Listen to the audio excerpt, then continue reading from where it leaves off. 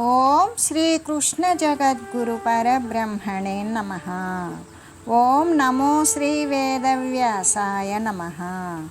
ఓం మద్గురు శ్రీ పూర్ణానంద స్వామినే నమః. ఓం శుక్లాం భరధరం విష్ణుం శశివర్ణం చతుర్భుజం ప్రసన్నవదనం ధ్యాయేత్ సర్వవిఘ్నోపశాంతయే. ఓం వ్యాసాయ విష్ణురూపాయ వ్యాసరూపాయ విష్ణవే నమో వై బ్రహ్మనిధే వాసిష్ఠాయ నమో నమః. ఓం నారాయణం నమస్కృత్య నరం చైవ నరోత్తమం దేవీం సరస్వతీం వ్యాసం తతో జయముదీరయేత్. శ్రీ భగవద్గీత కర్మయోగము. అయితే ఏ ఉపాధులైతే ఉన్నవో వాటి అన్నింటికంటే కూడా ఆ ఇంద్రియాలే గొప్పవి. ఇంద్రియాల కంటే కూడా అంతరేంద్రియాలలో భాగమైనటువంటి మనస్సు గొప్పది. ఆ మనస్సు కంటే కూడా బుద్ధే కదా గొప్పది. బుద్ధి కంటే కూడా గొప్పవాడు ఎవడు? సర్వానికి కూడా చేతనత్వాన్ని కలిగించేటువంటి వాడు ఆత్మే అని కదా తెలుస్తూ ఉన్నది. కాబట్టి మొట్టమొదట ఇంద్రియాలనే నిగ్రహించాలి. అయితే వాటిని అసలు నిగ్రహించేటువంటి పద్ధతి ఏమిటి అంటే, ఒక వస్తువుని నిరోధించాలి లేదు నిగ్రహించాలి అన్నప్పుడు దానికంటే కూడా పెద్ద వస్తువుతోటి మాత్రమే అది సాధ్యపడుతుంది. లేకపోతే దానికంటే శక్తివంతమైనటువంటి వస్తువుని చేపట్టినప్పుడు మాత్రమే ఆ యొక్క వస్తువుని నిగ్రహించవచ్చు. కాబట్టి ఇక్కడ ఇంద్రియాలను జయించాలి అన్నప్పుడు వాటికంటే కూడా ఇతరమైనటువంటి స్థానమందు జీవుడు స్థితిని పొంది ఉండాలి కదా. అది ఎందుకు అంటే, దేహము అనేటువంటిది ఒక రథము వంటిదే అయ్యింది. అటువంటిది అయినప్పుడు అది జడమైనదే కదా. రథాన్ని లాగకపోతే రథము అనేటువంటిది దానంతటికి అది స్వయం శక్తితో కదులుతుందా? లేదు. అలాగే ఈ దేహము అనేటువంటిది జడప్రాయమైనదే. ఇంద్రియాలు గుర్రాల వంటివి. ఆ గుర్రాలను పూంచినటువంటి ఆ యొక్క రథము లాంటి దేహము కదులుతుంది. అయితే ఇక్కడ శక్తివంతమైనటువంటి ఆ యొక్క గుర్రాలతోటి ఒకంత చైతన్యవంతాలే అయి ఉన్నాయి. అవి కదలికకు లోబడినటువంటివి. కాబట్టి దేహము కంటే కూడా ఇంద్రియాలు గొప్పవే కదా. అలాగే ఇంద్రియాల కంటే కూడా మనస్సు ఇంకా గొప్పది. ఎందుకు? ఈ ఇంద్రియాలలో మనసు చొప్పించినప్పుడు మాత్రమే ఇంద్రియాలు అనేటువంటివి చైతన్యవంతమవుతాయి. కాబట్టి అసలు మనస్సు కంటే కూడా ఒక నిశ్చయాత్మకమైనటువంటి ఏ బుద్ధి అయితే ఉన్నదో అదే ఇంకా కూడా గొప్పది. ఆ బుద్ధి కంటే కూడా బుద్ధికి మనసుకి సర్వానికి కూడా చేతనత్వాన్ని కలిగించేటువంటి చైతన్య వస్తువైన ఆత్మే గొప్పది. ఆ విధంగా ఇంద్రియాల కంటే మనస్సు, మనస్సు కంటే బుద్ధి, బుద్ధి కంటే కూడా ఆత్మ అనేటువంటిది ఉన్నవి. అవన్నీ కూడా ఒకదానికంటే ఒకటి గొప్పవై ఉన్నవి. ఒకదానికంటే మరొకటి అధికమైనటువంటి చైతన్యవంతాలే అయ్యున్నవి, శక్తివంతాలే అయ్యున్నవి. ఇంకా కూడా ఒకదానికంటే మరి ఒకటి ఇంకా పై స్థానంలోనే ఉపరి భాగంలోనే ఉన్నవి. అన్నింటికంటే కూడా పూర్తి అధిష్టాన స్థానము, పై స్థానము, ఉపరితల భాగంలో ఉన్నటువంటిది కేవలము ఆత్మ మాత్రమే. అయితే ఒక దృష్టితో చూసినప్పుడు ఆత్మ తప్ప తక్కినటువంటి ఈ యొక్క మనోబుద్ధి చిత్తాహంకారాలు అనేటువంటివన్నీ కూడా జడాలే. వాటంతటికి అవి స్వయం చలనం కలిగినటువంటివి కావు కదా. ఆత్మ మాత్రమే అది చైతన్యవంతమై ఉన్నది. ఆ ఆత్మ ఒక్కటి మాత్రమే. అందుకే ఆత్మ యొక్క సామీప్యమునందు, ఆత్మ యొక్క సన్నిధానంన ఎలాగంటే అగ్ని సన్నిధి యందు ఇనపగుండులాగానే ఆ బుద్ధి మొదలైనటువంటి అంతరేంద్రియాలు చైతన్యవంతాలుగా కనబడుతూ ఉన్నవి. దేని కారణము చేత? ఆత్మ యొక్క సాన్నిధ్యము చేత. ఆత్మ కంటే ఇతరములైనటువంటి ఈ యొక్క మనోబుద్ధి చిత్తాహంకారాలు మొదలైనటువంటి సమస్త పదార్థాలు కూడా ప్రకృతికి అంటే మాయకు లోబడే వర్తిస్తూ ఉన్నవి కదా. అవి మాత్రమే దృశ్యాలు. ఆత్మ ఒక్కటి మాత్రమే దృక్కు అయి ఉన్నది. కాబట్టి అటువంటి ఆత్మస్థానమున ఉన్నప్పుడు తక్కిన ఇంద్రియాలు అన్నింటినీ కూడా సులభంగా సునాయాసంగా నిగ్రహించవచ్చు కదా. అప్పుడే మరి సంపూర్ణమైనటువంటి ఇంద్రియ నిగ్రహము అనేటువంటిది సాధ్యపడుతుంది. అందుకే ఇక్కడ మనకి ఏ విధంగా అంటే వేదాంతంలో కూడా ఈ విషయం అనేటువంటిది కీలకమై ఉన్నది. అందుకే ఈ పూర్ణమైనటువంటి ఇంద్రియాల నిగ్రహం అనేటువంటిది కేవలము ఆత్మస్థానమున ఉన్నప్పుడు మాత్రమే ఇంద్రియాలను సులభతరంగా నిగ్రహించవచ్చు అనే చెబుతూ ఇదే వేదాంతములో కీలకమైనటువంటి విషయం. అందుకే మోక్షము చెందాలి అనుకునేటువంటి వారు ప్రతి ఒక్కరూ కూడా ఆత్మస్థానమున ఉండడం అనే విషయాన్ని తప్పనిసరిగా గ్రహించవలసిందే కదా. కాబట్టి ప్రతి ఒక్కరూ కూడా దేహమునందు కానీ, ఇంద్రియాల యందు కానీ, మనస్సునందు కానీ, బుద్ధి యందు కానీ నివసించడం అనేటువంటిది సరి అయిన విషయమా అంటే అది తగదు అని వాటికన్నింటికీ కూడా ఈ మనస్సుకి, బుద్ధికి, చిత్తమునకు, అహంకారమునకు, ఇంద్రియాలకు వీటన్నింటికీ కూడా సాక్షిగా ఇతరముగా ఉన్నటువంటి ఆత్మను చేరాలి. అక్కడనే నివాసం అనేటువంటిది ఏర్పాటు చేసుకోవాలి. అప్పుడు మాత్రమే సంపూర్ణమైనటువంటి ఇంద్రియాలను నిగ్రహించినటువంటి విషయం అనేది తయారవుతుంది. ఆ తర్వాత కామము, క్రోధము, లోభము, మోహము, మదము మొదలైనటువంటి వాటిని జయించాలి. ఆ యొక్క కామాదుల జయము అనేది జరిగినప్పుడు దాని యొక్క ఫలితంగా ఏమవుతుంది? ఈ యొక్క శరీరాల యొక్క రాకపోకలతో ఉన్నటువంటి సంసార బంధము అనేది విచ్ఛేదము అనేది కలుగుతుంది. ఆ విషయం అనేటువంటిది కేవలము విచారించిన మాత్రము చేతనే అది స్పష్టంగా చేయబడుతుంది. కాబట్టి జీవుడు తన గొప్పదైనటువంటి అంతస్తునే అసలు తాను ఏ వస్తువై ఉన్నాడు, తను ఉపరితలంలో ఉన్నటువంటి ఆత్మ వస్తువు తానే అయి ఉన్నాడు అనే విషయాన్ని తాను గుర్తించాలి. అంతేకాదు తాను సర్వోపరి స్థానమునందు కలిగిన సర్వము కంటే ఉన్నతమైన ఉపరితల స్థానమునందున అధిష్టాన వస్తువై ఉన్నటువంటి తాను ఆ ఆత్మస్వరూపము తానే అనేటువంటి నిశ్చయముతో కూడినటువంటి భావాన్ని కలిగి ఉండాలి. అటువంటి నిశ్చయము చేతనే ఇంద్రియాలు మొదలైనటువంటి వాటిని అతి సునాయాసంగా జయించడం అనే విషయం సిద్ధిస్తుంది. ఆత్మయందు స్థావరం ఏర్పరచుకొని అంటే ఎవరైతే ఆత్మయందు స్థిరపడి ఉంటారో అటువంటి శాశ్వతమైనటువంటి విశ్రాంతి పదమును పొంది ఉన్నారో ఇక ఇంద్రియాలు అనబడేటువంటి ఏ యొక్క దుష్ట మృగాలు ఉన్నవో ప్రాపంచిక సంబంధం వైపు ఈడ్చి మళ్ళీ కూడా ప్రకృతి యందు అనేక ఉపాధులను ధరింపజేసేటువంటి ఇంద్రియాదుల యొక్క చేష్ట అనేటువంటిది దానిని పూర్తిగా శమింపజేస్తారు. అంతేకాదు ఆ చోట నుండి తక్కిన ఏ స్థానమునందు ఉండి కూడా ఆత్మస్థానమునందు ఉన్నప్పుడు మాత్రమే ఇంద్రియాలను జయించగలుగుతాం.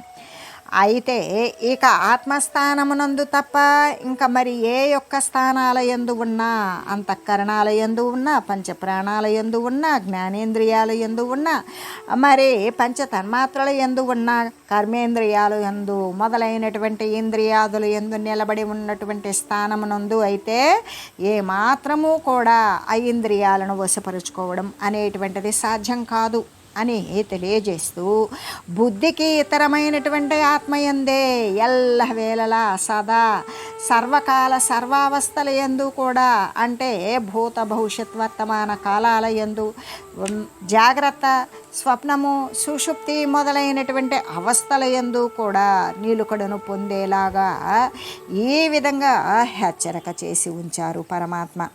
అందుకే ఆత్మ యొక్క స్థానాన్ని శక్తి ఏ విధంగా ఉంటుంది అంటే ఆత్మ యొక్క స్థానం కానీ ఆ శక్తి కానీ దేహానికి పైన ఉన్నటువంటి ఇంద్రియాలు, ఆ ఇంద్రియాలకు పైన ఉన్నటువంటిది మనస్సుకు కూడా ఇంకా పైన ఉన్నటువంటిది బుద్ధికి కూడా పైన ఉన్నటువంటిది ఆత్మ. ఇది ఒకదానికంటే మరొకటి ఉత్తరోత్తర కూడా ఒకదాని కంటే ఇంకొకటి శ్రేష్టములై గొప్పవి అయి ప్రకాశిస్తూ ఉన్నవి.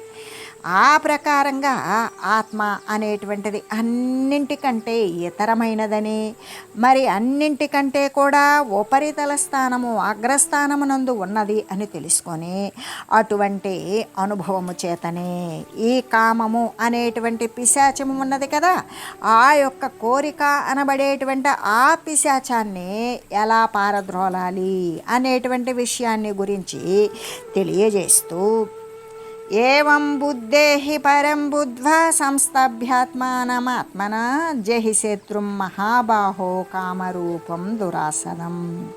కాబట్టి ఓ అర్జున, ఈ ప్రకారంగా ఎందుకు జహిశత్రుం మహాబాహో, ఓ గొప్ప బాహులు కలిగినటువంటి ఓ అర్జున, అర్జునుణ్ణి సంబోధించేటప్పుడు గొప్ప బాహులు కలిగిన అంటే ఈ ప్రకారంగానే బుద్ధి కంటే అతీతమైనటువంటి దానిగా ఆత్మను గురించి తెలియాలి.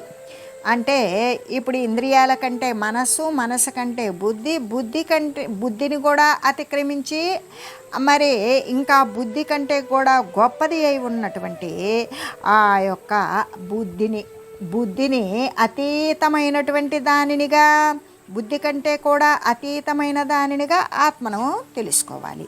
అటువంటి వివేకం కలిగి ఉండాలి. ఎందుకు అంటే సత్యమైన, నిత్యమైన, శాశ్వతమైనటువంటి ఏ పరబ్రహ్మ స్వరూపం ఉన్నదో అది ఆత్మతత్వం. అదే నిత్య నిరతిశయానందమైనటువంటి అంతర్బహిర్వ్యాపకంగా సర్వత్రా కూడా నిండి ఉన్నటువంటి స్వరూపం అనే తన యొక్క ఆత్మ ఆ పరమాత్మ స్వరూపమే, తన స్థానము పరమాత్మ సాధనమే అనే విషయాన్ని తెలిసి అటువంటి వివేకముతో కూడుకొని ఇక బుద్ధి చేత మనసుని బాగుగా అరికట్టాలి, దానిని అప్పుడు నిగ్రహించాలి. అలా నిగ్రహించి జయించడానికి కష్టసాధ్యమైనటువంటి దానిని జయించాలి అంటే చాలా కష్టముతో కూడుకున్నటువంటి విషయం. అప్పుడు ఆ కష్టముతో అయినా కూడా సాధించాలి. ఆ సాధించేటువంటి ఈ కోరిక అనేటువంటి శత్రువుని నశింపజేయు అని చెబుతూ, అంటే ప్రపంచంలో కల్లా ఏ విధంగా మనస్సు అనేటువంటిది అన్నింటికంటే కూడా, ఇంద్రియాల కంటే కూడా మనస్సు అనేది మరి ఇంద్రియాలను అతిక్రమించి ఉంటే, మనస్సు కంటే బుద్ధి అతిక్రమిస్తే బుద్ధి కంటే కూడా అతీతమైనటువంటి స్థితి ఆత్మ అని తెలిసినప్పుడు ఆ యొక్క నిశ్చయాత్మకమైనటువంటి బుద్ధి ఏమని నిశ్చయిస్తుంది? పరమాత్మ వస్తువు మాత్రమే సత్యము, నిత్యము, శాశ్వతము. అక్కడ ఎటువంటి మార్పులు చేర్పులు లేవు. పరిచ్ఛిన్నము కానిది, అఖండమైనది, మరి అపరిమితమైనది, శాశ్వతమైనది అయిన ఆ ఆత్మస్వరూపము అనేటువంటి వివేకంతో కూడి ఉన్నప్పుడు బుద్ధి చేత, అటువంటి నిశ్చయమైనటువంటి విషయము చేత ఇక మనస్సును బాగా అరికట్టాలి. ఆ మనసు యొక్క సంకల్పాలను, ప్రకృతి సంబంధమైన దృశ్యమాన జగత్ సంబంధమైనటువంటి ఈ యొక్క ఆలోచన విధానాలను, సంకల్ప వికల్పాలను కూడా అరికట్టాలి. అలా నిగ్రహించి ఇక జయించడానికి కూడా కష్టముతో సాధించబడేటువంటి ఈ కోరిక అనేటువంటి శత్రువుని పూర్తిగా నశింపజేయాలి. ప్రపంచంలో ఉన్నటువంటి దుఃఖానికి అంతటికీ కూడా కారణం ఎవడు అంటే ఈ యొక్క అంతరేంద్రియాలు, దేహేంద్రియాలు, ఇంద్రియ సంఘాతమైనటువంటి దేహము, ఇదంతా కూడా జీవుడు నేను అనుకోవడమే కదా. ఈ ప్రపంచంలో ఉన్నటువంటి దుఃఖానికి అంతటికీ కూడా అజ్ఞానగతుడైనటువంటి జీవుడు. ఆ జీవుడు నేను పరమాత్మ వస్తువును అనేటువంటి సత్యాన్ని, తన యొక్క నిజస్వరూపాన్ని తెలుసుకోకపోవడం చేత తానేమనుకుంటున్నాడు? ఇంద్రియాలతో సంగతింపబడినటువంటి ఈ యొక్క ఉపాధి, దేహము, ఇంద్రియాలు, మనస్సు నేనే అనుకుంటూ ఉన్నాడు. ఆ అనుకోవడం ద్వారా జీవుడు ఆ యొక్క దేహేంద్రియాదుల యొక్క మార్పులకు లోనైపోతూ ఉన్నాడు. ఆ లోనైపోయి ఆ మార్పులు చేర్పులను, ఆ జరిగేటువంటి ఆ యొక్క ఏ శారీరక సంబంధమైనటువంటి మార్పులను, వికారాలను తనపై ఆరోపించుకొని దుఃఖిస్తూ ఉంటాడు. అంతేకాకుండా ఈ దేహము మొదలైనటువంటి రూపము, దృశ్యము వీటి చేత తాదాత్మ్యాన్ని పొందుతాడు. అలా పొందడం వల్ల ఏమవుతుంది అంటే అశాంతి కలుగుతుంది. ఆ అశాంతికి దుఃఖానికి కూడా మూలమైనటువంటిది ఏంటి అంటే దేహాలతో కూడినటువంటి రూపనామ దృశ్యాలతో వాడు మగ్నత చెందడం, మమేకమవ్వడమే వాని యొక్క అశాంతికి దుఃఖానికి కూడా మూలము. కాబట్టి యథార్థమైనటువంటి తత్వాన్ని బోధిస్తూ ఏమని చెప్తూ ఉన్నారు పరమాత్మ అంటే, ఓ జీవుడా, నీవు బుద్ధి కంటే కూడా పరమైనటువంటి ఇతరమైనటువంటి ఆత్మవే. నీవు బుద్ధివి కూడా కాదు, అటువంటి ఆత్మవే. కానీ నీవు ఈ యొక్క దేహాలు అనేటువంటివి కానే కావు. అటువంటి ఆత్మస్థానమున నిలుకడను పొందు. అలాగా పొంది జయించడానికి కష్టసాధ్యమైన దుస్సాధ్యమైనటువంటి ఈ కోరిక, వాంఛ, కామము అనేటువంటి శత్రువును నశింపజేయు. అంతేకాదు నశింపజేసి పరమ ఆనందాన్ని పొందు అనే కరుణతో పరమాత్మ బోధిస్తూ ఉన్నారు ప్రతి ఒక్కరికి. అందుకే ఎప్పటికీ కూడా మనస్సు అనేటువంటిది ఊరకనే ఉంచవచ్చా? ఉంచకూడదు. ఉంచినప్పుడు ఏమవుతుంది? అది ఎల్లప్పుడూ కూడా బుద్ధిని భ్రష్టు పట్టిస్తుంది, చిత్తాన్ని దృశ్యమాన జగత్తులో చింతిల్లేటట్టు చేస్తుంది. ఈ యొక్క అస్థిరత్వముతో ఉన్నటువంటి మార్పులకు లోనయ్యే దేహమే తాను అని భావిస్తుంది. కాబట్టి మనస్సు అనేటువంటిది ఎప్పటికీ కూడా ఊరకుండకూడదు. అలా ఊరక ఉన్నదా ఇక అది తన ఇష్టమైనటువంటి విషయాలను అంకురింపజేస్తుంది. కాబట్టి ఎప్పుడైతే ఈ కోరికకు మూలమేంటి అంటే మనస్సు, అందుకే ఆ కామాన్ని, కోరిక అనబడేటువంటి శత్రువుని శమింపజేయు. అప్పుడు మాత్రమే పరమ ఆనందాన్ని పొందు అని తెలియజేస్తూ, అంతేకాదు మనస్సు గనక ఊరకు ఉన్నదనుకో అప్పుడు ఏమవుతుంది అంటే రకరకాలైనటువంటి పనికిరాని, ప్రయోజనం లేని, వ్యర్థమైనటువంటి సంకల్పాలే చేస్తూ ఉంటుంది. కాబట్టి దానికి నిరంతరం కూడా ఏదైనా సరే దైవ సంబంధమైనటువంటి కార్యాన్ని కానీ, ఉపయోగకరమైనటువంటి ప్రపంచ కార్యం కానీ ఆ యొక్క మనసుకి పనిగా ఇవ్వాలి అని చెబుతూ, అంటే ఇక్కడ మనం ఒక విషయాన్ని గురించి తెలియజేసుకుందాం. అదే కనుక మనస్సు అనేది ఊరక ఉన్నట్లయితే మనసు ఏం చేస్తుంది? తమో గుణాన్ని, బద్ధకత్వాన్ని, సోమరితనాన్ని ఆశ్రయించడం కానీ, మరి ఎటువంటి ప్రయోజనం లేనటువంటి చింతలు, ఆలోచనలు చేయడం కానీ జరుగుతూ ఉంటుంది. కాబట్టి అటువంటి పరిస్థితికి మనస్సు దిగజారకుండా పుణ్యకార్యాలయందు దాన్ని ప్రవేశపెట్టాలి. లోకానికి ఉపకరించేటువంటి కార్యాలయందు దానిని ఎల్లప్పుడూ కూడా వినియోగిస్తూ ఉండాలి మనసును. ఊరక ఉండి తానేదో విశుద్ధ సత్వస్థితి యందు ఉన్నాను అనేటువంటి స్థితిలోనూ, తురియాతీత పదవిని పొందాను అనేటువంటి విషయముతో సామాన్యుడు అనేటువంటి వాడు, ఏ జ్ఞానము లేకుండా ఉండేటువంటి వాడు ఆ విధంగా తలంచవచ్చు. ఊరకున్నప్పుడు నేనేదో విశుద్ధ సత్వస్థితి యందు ఉన్నానని, తురియాతీతమైన పదవిని పొందానని సామాన్యుడు తలిస్తే తలచవచ్చు. కానీ అది పొరపాటే కదా. ఎందుకు అంటే అకర్మణత్వము, అసలు పనే లేకుండా, ఏ క్రియ చేయకుండా నైష్కర్మ్య స్థితిగా ఎవ్వరూ కూడా నేను ఏ క్రియను చేయడం లేదు అనేటువంటి విషయాన్ని ఎవ్వరూ కూడా భావించరాదు కదా. ఎలాగంటే వాసనలు క్షీణించినప్పుడు మాత్రమే మనసు నిష్కర్మ్య స్థాయిని అందుకుంటుంది. వాసనతో కూడుకొని ఉన్నప్పుడు ఊరక ఉన్నప్పటికీ కూడా కొండంత కర్మను ఆచరిస్తూ ఉన్నటువంటి వాడే అవుతూ ఉంటాడు. అదే బంధాన్ని తొలగించదు సరిగదా.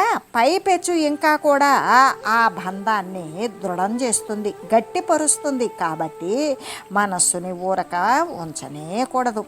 ఏవైనా సరే దైవ కార్యాలయందు కానీ, పరోపకారాలతో కూడినటువంటి ధర్మపూర్వకమైనటువంటి ప్రాపంచిక కార్యాలయందు కానీ దానిని ప్రవేశపెట్టాలి. ముందుగా దానిని పవిత్రం చేసుకోవాలి. అంతేకాదు అయితే ఇక మనసును మాత్రం ఊరకనే ఉంచనే కూడదు. అలా ఉంచినట్లయితే మనకి ఏ విధంగా హాని చేస్తుంది అనే విషయాన్ని గురించి ఇప్పుడు మనం ఒక సాదృశ్యాన్ని తెలియజేసుకుందాం. పూర్వం ఒకానొక గ్రామంలో ఒక రైతున్నాడు. అతడు ఆగర్భ శ్రీమంతుడు. అతని తండ్రి కూడా పెద్ద రైతు, అతని తాత కూడా పెద్ద రైతే. అట్లా వారి వంశస్థులందరూ కూడా గొప్ప గొప్ప భూస్వామిత్వాన్ని కలిగి ఉన్నారు. అంటే ఎన్నో భూములు ఉన్నాయి వాళ్ళకి. అయితే అతనికి కొన్ని వందల ఎకరాలు, అంటే వేల ఎకరాలు వాళ్ళ తాతగారు ముత్తాతగారి దగ్గర నుండి వంశపారంపర్యంగా వచ్చినటువంటి భూములు. కాబట్టి ఒక తరం నుండి మరొక తరానికి వచ్చేటప్పటికి ముందు వారం నుండి సంక్రమించుకున్నటువంటి ఆ భూములే కాకుండా వారి యొక్క కృషి వల్ల కూడా వారు సముపార్జించుకున్నది అవి ఇవి కలిసి అనేక వేల ఎకరాల భూమి ఉన్నది ఆ రైతుకి. 30 జతల ఎద్దులు ఉన్నాయి, 100 మంది 100 మంది సేద్యగాళ్ళు ఉన్నారు. నిరంతరం అతని క్రింద పనిచేస్తూనే ఉంటారు. అంత భూస్వామి ఆ చుట్టుప్రక్కల ఎక్కడా కూడా లేడు అనేటువంటి వదంతి కూడా ఉన్నది. ఇంత ఆర్భాటంతో కూడి ఉన్నప్పటికీ కూడా, ఎన్నో సిరి సంపదలతో వెలయిచూ ఉన్నప్పటికీ కూడా అతనికి మనశ్శాంతి అనేది మాత్రం లేకుండా ఉంది. పనులతో రోజంతా మునిగిపోయి ఉండడం వల్ల అతనికి కొద్దిపాటి విశ్రాంతి కూడా దొరకడం లేదు. అలా మనస్సు అనేది అశాంతితో కూడుకొని వర్తిస్తూ ఉంది. కొన్ని వందల ఎకరాలు, కొన్ని వేల ఎకరాలు రకరకాల వ్యవసాయాలు సేద్యాలు జరగవలసి ఉండడం వల్ల ఇక నమ్మకమైనటువంటి మనుషులు అజమాయిషీ చేసేటువంటి వారి యొక్క కొరత ఉన్నది.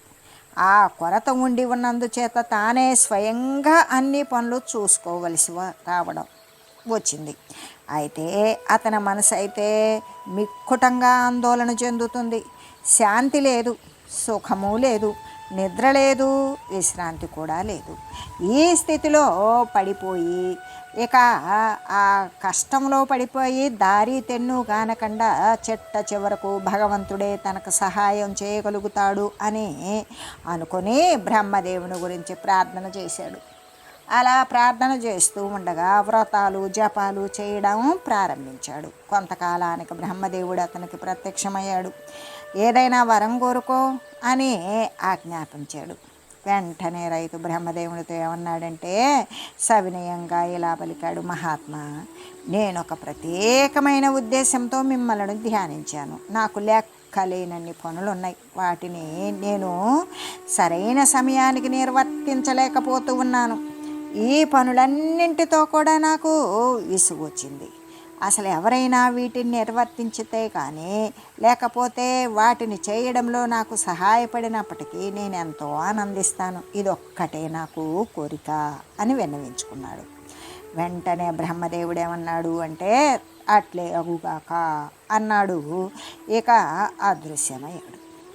నీ పనులన్నీ కూడా త్రుటిలో నెరవేర్చగలిగినటువంటి సమర్థత ఉన్న వ్యక్తిని నీ వద్దకు పంపుతాను. ఇంకా బ్రహ్మదేవుడు చెప్తూ ఉన్నాడు, అతడు ఒక రాక్షసుడు. అతనికి ఎప్పుడు ఏదో ఒక పని నీవు ఇస్తూనే ఉండాలి. ఎన్ని పనులైనప్పటికీ కూడా అతడు చేసి వేస్తాడు. కానీ అతనిని ఏమాత్రం ఖాళీగా ఉంచొద్దు. అలా గనక ఖాళీగా ఉంచినట్లయితే, అంటే నీవు ఏ పని కూడా అతనికి ఇవ్వకుండా ఊరకనే ఉంచినట్లయితే అతడు నిన్ను మృంగివేస్తాడు. ఈ షరతు మీద ఆ రాక్షసుని నీకు నేను అప్పచెప్తున్నాను అన్నాడు. సరే, బ్రహ్మదేవుని మాటలను విన్నాడు రైతు. ఆనందపడ్డాడు. దేవా, నేను అతన్ని ఖాళీగా పెట్టి ఉంచను. ఎందుకు, నాకు వేల కొలది పనులు సిద్ధంగా ఉన్నవి. ఒక్కొక్కటి అతనికి చెప్తూ ఉంటాను. నా జీవిత పర్యంతం కూడా అతన్ని ఊరక ఉంచను. కాబట్టి ఆ రాక్షసుని, ఆ పని రాక్షసుని నాకు దయచేయండి అని అర్థించాడు. తదాస్తు అన్నాడు. బ్రహ్మదేవుడు అంతర్ధానమయ్యాడు. తక్షణమే రాక్షసుడు ప్రత్యక్షమయ్యాడు. రైతుని పని ఇమ్మని అడిగాడు. రైతు ఏమన్నాడంటే, పోయి రాక్షసుడా, నాకు ఉన్న 3000 ఎకరాల పొలాన్ని 4 సార్లు చక్కగా దున్ను అని ఆజ్ఞాపించాడు. ఆ రైతు మాటలు విన్నదే తడవుగా రాక్షసుడు పరిగెత్తుకు వెళ్ళాడు. ఆ పొలమునంతా ఒక్క అరగంటలో దున్నేశాడు. తిరిగి వచ్చి పని అని గద్దించాడు. రైతు పోయి 10 అంతస్తులు కలిగిన దివ్యమైన భవనం ఒకదానిని నిర్మించు అని ఆజ్ఞాపించాడు. వాడు 1 గంట సేపట్లో పెద్ద ఉత్తుంగ భవనాన్ని ఒకదాన్ని నిర్మాణం చేసి వేశాడు. రైతుతో మళ్ళీ పనేంటి అని అడిగాడు. ఇక పనుల లిస్టు చూసి రైతు మరొక పనిని చెప్పాడు. కానీ వాడు దానిని కూడా ఒక గడిలోనే పూర్తి చేసి తిరిగి వచ్చాడు. ఆ ప్రకారంగా ఒక వారం రోజుల్లో రైతు యొక్క పనులన్నింటినీ కూడా రాక్షసుడు పూర్తి చేసేశాడు. ఇంకా పనులేవీ లేవు. ఖాళీగా ఉన్నట్లయితే రాక్షసుడు తనను మృంగివేస్తాడేమో అనే భయంతో రైతు ఏం చేశాడు, ఊరి వెలుపల ఉన్నటువంటి తన గురువు వద్దకు రివ్వున పరిగెత్తాడు. పోయి సాష్టాంగ నమస్కారం ఆచరించాడు. గురుదేవా రక్షించండి అని శరణు వేడాడు. జరిగిన విషయాన్ని అంతా కూడా నివేదించాడు. ఆ యొక్క కరాల వదనుడైనటువంటి ఘోరమైన రాక్షసునికి తన్ను బలిగాకుండా కాపాడండి అని అతడు తన గురుదేవుణ్ణి ప్రార్థించాడు. వెంటనే గురువు అతని చెవిలో ఏదో ఒక రహస్యం చెప్పాడు. ధైర్యం చెప్పి పంపివేశాడు. రైతు ఇంటికి రాగానే రాక్షసుడు అడ్డంగా వచ్చి పనేమిటి అని అడిగాడు. రైతు వానిని ఊరి వెలుపలకు తీసుకువెళ్ళాడు. వెళ్ళి అక్కడ ఉన్న ఒక పెద్ద తాటి చెట్టును చూపించాడు. దానిని ఎక్కు అన్నాడు. రాక్షసుడు దాన్ని ఎక్కేశాడు. పని అని అడిగాడు. చెట్టుపై నుండి దిగు అన్నాడు. ఇదే పని అని రైతు చెప్పాడు. రాక్షసుడు చెట్టుపై నుండి గొంతు వేసి దిగి పని అని అడిగాడు. చెట్టు ఎక్కు అని రైతు బలికి, ఓ రాక్షసుడా, ఇక మీదట నన్ను పదే పని అడగక్కర్లేదు. చెట్టు ఎక్కిన తర్వాత దిగుతూ ఉండు, దిగిన తర్వాత ఎక్కుతూ ఉండు, ఇదే నీ పని అని శాసించాడు. రాక్షసుడు అలాగే 100 పర్యాయాలు చెట్టు ఎక్కాడు, దిగాడు. చివరకు విసుగు పుట్టింది, చెప్పకుండా పారిపోయాడు. రైతుకి గుండె బరువు కూడా తీరిపోయింది. అంటే ఇప్పుడు మనం కథలో చెప్పుకున్నటువంటి రాక్షసునికి ఏ పని లేకపోతే ఎలాగ అపకారం చేస్తాడో అట్లాగే మనసు కూడా ఏం చేస్తుంది, ఊరకనే ఉన్నట్లయితే లేనిపోని సంకల్పాలు చేసుకుంటుంది. అలా మనుజుణ్ణి అధోగతికి పడవేస్తుంది, త్రోసివేస్తుంది. కాబట్టి మోక్షము చెందాలి అనుకున్నటువంటి ముముక్షువైనటువంటి వాడు మనస్సుకి నిరంతరం ఏదైనా సరే దైవ కార్యాన్ని కానీ, సద్గ్రంథంతో ఉన్నటువంటి పఠనం కానీ, ఆత్మతత్వ విచారణ కానీ, లోకంలో ఉన్నటువంటి జనులను సేవించడం కానీ మొదలైనటువంటి వ్యవహారాన్ని కానీ ఇచ్చి పవిత్రంగా చేసేయాలి. వాసన అనేటువంటిది లేకుండా చేసివేయాలి. కోరికలు అనేవి శమింపజేయాలి. వ్యర్థంగా ప్రయోజనరహితంగా సోమరిగా దాన్ని ఎన్నటికీ కూడా ఉంచుకోకూడదు. ఇదే కదా సాధకుడు గమనించదగినటువంటి ముఖ్యమైనటువంటి విషయం. కాబట్టి మనస్సుని ఊరకనే ఉంచరాదు. ఏదైనా సరే ఆధ్యాత్మిక కార్యక్రమాన్ని దానికి ఇవ్వాలి. ఊరకున్నట్లయితే ప్రయోజనరహితమైన వ్యర్థమైన సంకల్పాలే చేస్తూ ఉంటుంది. కాబట్టి ధ్యానము, పఠనము, సేవ మొదలైన కార్యాలు యందు మనసుల్ని యోగించి ఉపయోగించుకోవాలి అని తెలియజేస్తూ, ఓం మంగళం పావన గీతామాత, జయ మంగళం భక్తజనావని బంధ విమోచని, భవభయహారిణి భవ్యదాయిని మంగళం. ఓం మంగళం శ్రీ కురుక్షేత్ర రణక్షోణి విహారిణే, పార్థసారథి రూపాయ గీతాచార్యాయ మంగళం. ఓం మంగళం మహత్.